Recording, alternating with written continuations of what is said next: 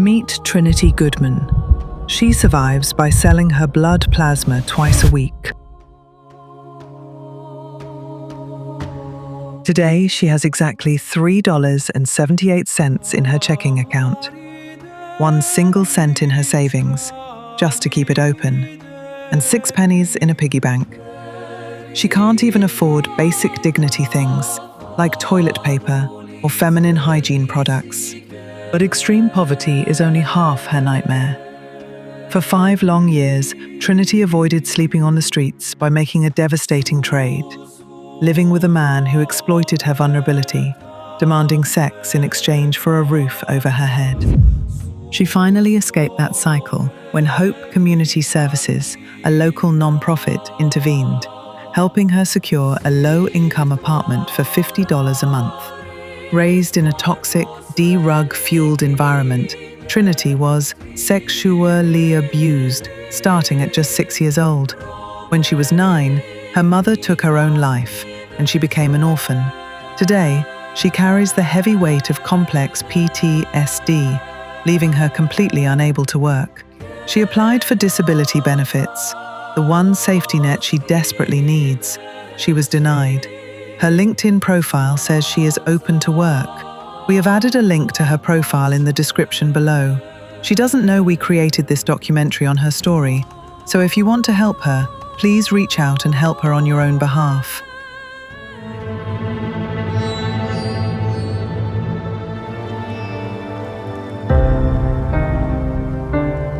Trinity Goodman barely managed to secure 4 walls and a door. But across America, thousands aren't as lucky. For them, survival doesn't happen inside an apartment.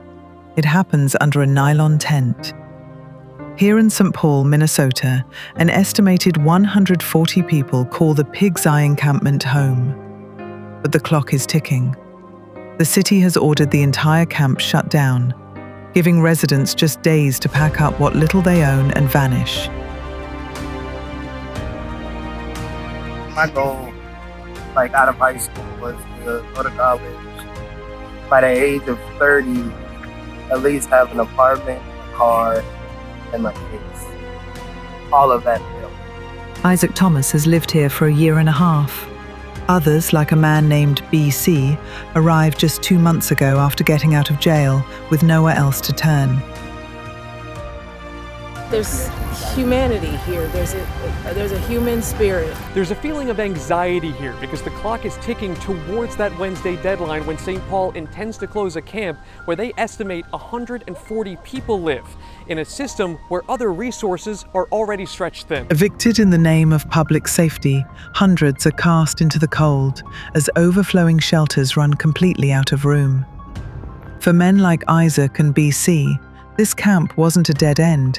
It was their last fragile sanctuary while holding on to simple dreams of a second chance. I love to see myself having my own crib, having a car, working a part-time job so that way I can still go to school for college.